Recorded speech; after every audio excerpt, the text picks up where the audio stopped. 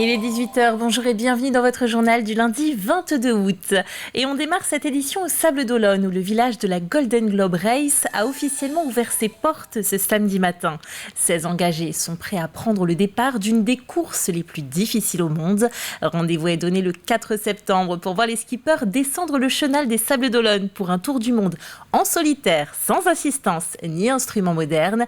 Et pour la gagner, c'est en partie au mental que ça va se jouer. La principale difficulté pour les concurrents, c'est ce qu'il se passe dans la tête. Il n'y a pas forcément besoin d'être un très bon navigateur, il n'y a pas nécessairement besoin d'être le plus rapide tant que dans la tête tu as la détermination, l'envie de finir la course et de ne jamais abandonner. Il y a énormément de paramètres qui la rendent difficile, mais je pense que pour vouloir la terminer, le plus difficile, ça va être de ne pas avoir de problème qui causerait un abandon. De là s'ajoutent plein de problèmes, effectivement, de dureté, de ne pas pouvoir discuter avec la famille, de ne pas voir ses enfants, de ne pas voir ses proches, de solitude. Ça, c'est sûr que c'est des éléments durs. Mais le plus dur, je pense, sur cette épreuve, c'est de ne pas l'abandonner et de réussir à la finir. Parce qu'elle est tellement longue, il y a tellement de possibilités que ça s'arrête pour diverses raisons, que c'est ce qui la rend hyper dure et c'est ce que, quelque part, j'appréhende un petit peu. Et de la force mentale, il n'en manque pas et on peut dire qu'il enchaîne les succès. Une semaine après sa deuxième place au championnat d'Europe, Pierre Lecor, licencié les Sables d'Olonne Triathlon, a été sacré champion du monde longue distance en Slovaquie. 2 km de natation, 80 de vélo et 18 km de course à pied que le Français de 32 ans a réalisé en 3 h 11 minutes et 15 secondes. Le Vantais espère maintenant disputer l'US Open du PTO, un circuit professionnel. Ce sera à Dallas le 18 septembre prochain. Du football à présent avec une belle reprise du championnat de National 2 pour les Herbiers. Ils l'ont emporté à domicile face à Moulins-Isère 2-0. Les buts ont été marqués à la 22e et à la 89e minute. Du côté des Sables d'Olonne, ce vendredi, on accueillait les drapeaux officiels des Jeux Olympiques de Paris 2024. Une tournée nationale auprès des territoires engagés dans l'événement. En Vendée, on est particulièrement concerné puisque 111 collectivités sont d'ores et déjà labellisées Terre de Jeux. C'est le premier département de France. Un engagement qui n'est pas un vain mot aux Sables d'Olonne puisque la ville pourrait bien accueillir des équipes étrangères.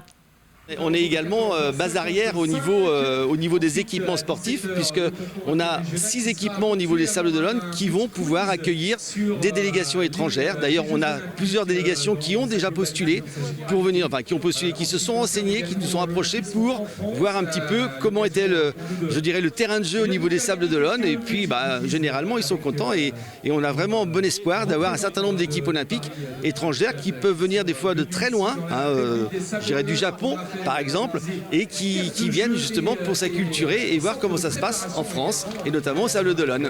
Allez, direction Saint-Georges de Pointe-Indou pour la grande fête départementale de l'agriculture. C'était ce week-end.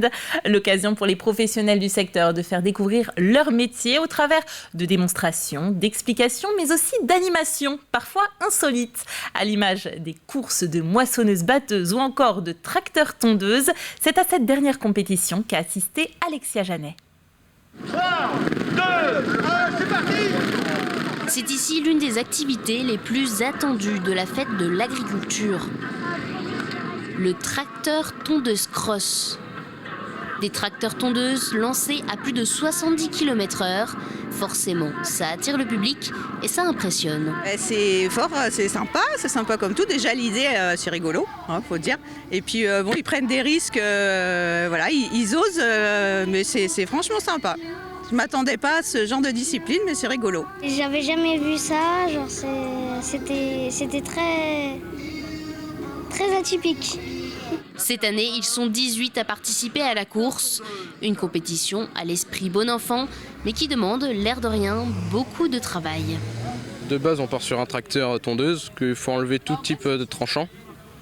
Et après, faut laisser le châssis d'origine, et après le moteur aussi. Et après, on peut faire ce qu'on veut. On peut faire des couleurs, on peut changer les directions. On a bossé des week-ends, des soirs en semaine. Au total, cet engin aura demandé 1 an de préparation pour l'équipe, même si le tracteur tondeuse a fini par tomber en panne à peine quelques minutes après le début de la course. Il y a les poulets à dresser aussi. J'ai fait même pas un tour. Voilà. Peut-être un peu déçu de pas... Ouais, un peu quand même, c'est dommage. Mais on va se rattraper sur la prochaine course. Espérons. Malgré les contraintes de la mécanique, rien pour décourager ces jeunes riders. Ce qu'ils cherchent avant tout, l'adrénaline de la course. C'est juste ça, histoire de courir, puis donner un peu de spectacle aux gens aussi, quoi, parce qu'on n'en voit pas tous les jours des tracteurs tondeuses de course. Donc c'est vraiment ça aussi qui est vraiment intéressant, de faire plaisir aux gens aussi. La prochaine étape pour ces jeunes passionnés, le Moisse Bat Cross avec une moissonneuse-batteuse. La fête de l'agriculture, elle, s'est terminée dimanche. Elle attire chaque année près de 30 000 visiteurs. À Sallertaine, les traditions et le folklore étaient à l'honneur ce dimanche. À travers un défilé, des démonstrations de vieux métiers ou encore des danses folkloriques, on a fait revivre les années 1900, toute une vie pas si lointaine que ça finalement. On essaye de faire perdurer ces belles fêtes à l'ancienne pour remettre un peu de mémoire dans tous nos jeunes Français qui croient que tout le temps ça va avancer et aller plus vite. Je pense que là, il faut qu'on retourne les pieds sur terre et voir qu'il n'y a pas si longtemps que ça, eh bien, on vivait comme ça dans le Marais. Voilà. Oui, puis ça fait toujours plaisir aux jeunes générations de revoir ce qui se passait, parce qu'en fait, des fois, ils ont de la misère à nous croire, mais bon, voilà, donc c'est une bonne action, quoi, de faire revivre, même si c'est pas toujours vraiment l'authenticité, mais c'est le plus proche possible. Allez, le Big Tour BPI France s'est à nouveau arrêté en Vendée, au Sables d'Olonne plus précisément. Un véritable festival des entrepreneurs, placé cette année sous le signe de la fierté du fabriqué en France. Des animations, des rencontres ont émaillé cet événement qui vise tout particulièrement les étudiants, les créateurs d'entreprises et les chercheurs d'emploi. Une nouveauté cette année, un camion de l'emploi permettait d'ailleurs de créer un CV vidéo et de postuler à des offres d'emploi, de formation ou encore de stage. Plusieurs centaines de personnes étaient présentes à l'événement. Le Big Tour est destiné à tous les publics, mais également à tous les niveaux, au niveau de l'entrepreneuriat. C'est-à-dire que les jeunes qui veulent entreprendre, ils sont plus de 50% en France. Les femmes qui veulent entreprendre, elles sont plus de 30% en France. On voit aujourd'hui, en fait, que cette dynamique entrepreneuriale, cette volonté, en fait, d'avancer, de créer des emplois, d'innover, elle est excessivement forte en France. Pourquoi ? Parce qu'on retrouve des valeurs de simplicité, de proximité, de volonté, d'optimisme.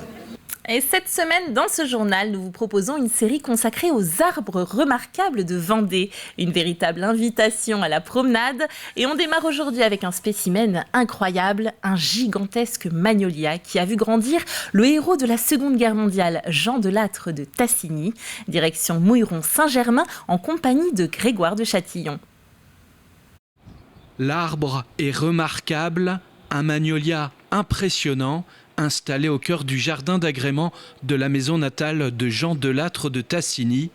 Le magnolia à grandes fleurs est, on peut le dire, le roi des arbres à feuillage persistant et à floraison estivale pour nos jardins tempérés. Originaire des États-Unis, c'est à Nantes, en 1711, qu'il fut introduit pour la première fois sur le vieux continent. Pour découvrir ce spécimen, les visiteurs sont invités à se diriger sous la frondaison de ce sujet aussi large que haut. Il y a un petit passage et on peut effectivement y aller. Et donc ça, effectivement, c'est incontournable dans la visite. Les visiteurs adorent cet arbre. Il a été planté après 1870, puisque la maison bourgeoise date de cette époque-là. Une tonnelle de vignes séparait le minuscule jardin d'agrément du potager. La pelouse de forme circulaire, avec des massifs de fleurs de saison, était ornée en son centre d'un splendide magnolia, fierté de mon beau-père. Il s'agit en fait d'un texte de Madame de Lattre, Simone de Lattre, qu'elle a publié en 71 dans Jean de Lattre, mon mari, qui montre l'importance de ce magnolia dans le jardin d'agrément. Un vieil arbre aujourd'hui, tel un bosquet, avec, vous l'avez vu, un tronc magnifique. Vous l'avez peut-être aussi observé, ce qui est remarquable, c'est que l'arbre a marcoté, le pied-mère a fait des petits avec ses branches enracinées. Être sous ce magnolia est une invitation à la rêverie. Et que dire du parfum que dégagent ces grandes fleurs blanches pendant tout l'été ? On sent tout à fait ce parfum de citronnelle qui se dégage de ce magnolia. Les fleurs sont toujours... il y a toujours au moins une trentaine de fleurs épanouies dans ce gros volume. Et effectivement, cette fleur elle est omniprésente aussi par l'odorat. Par contre, il ne faut surtout pas la cueillir pour la mettre en bouquet parce qu'elle tombe immédiatement. Elle ne se conserve pas du tout. Elle est belle dans l'arbre. Si vous le respectez, le magnolia à grandes fleurs de la maison natale de Jean Delattre vous accueillera sous ses branches à Mouilleron-Saint-Germain. Vous ne pourrez pas le rater dans son jardin public et gratuit, ouvert toute l'année. Une triste nouvelle à présent. David Dupré, chef de la rédaction d'Ouest France à La Roche-sur-Yon, est décédé brutalement ce samedi des suites d'un malaise cardiaque. Il était âgé de 51 ans. Il laisse le souvenir d'un homme touchant, proche des gens. Il a collaboré à plusieurs reprises sur notre antenne à l'occasion de soirées spéciales. L'ensemble de l'équipe de TV Vendée se joint à moi pour présenter ses plus sincères condoléances à la famille et aux proches de David Dupré. Un mot de météo avant de refermer ce journal, et c'est la grisaille qui nous attend au lever du soleil ce mardi. Les températures seront toutefois douces. Au fil des heures, les éclaircies s'élargissent et la journée se termine avec un ciel peu nuageux. Côté température, comptez 30 degrés dans les terres à 22 sur la côte. C'est la fin de cette édition. Merci de l'avoir suivi. On se retrouve demain à 12h30 pour une toute nouvelle édition. Passez une très belle soirée sur TV Vendée.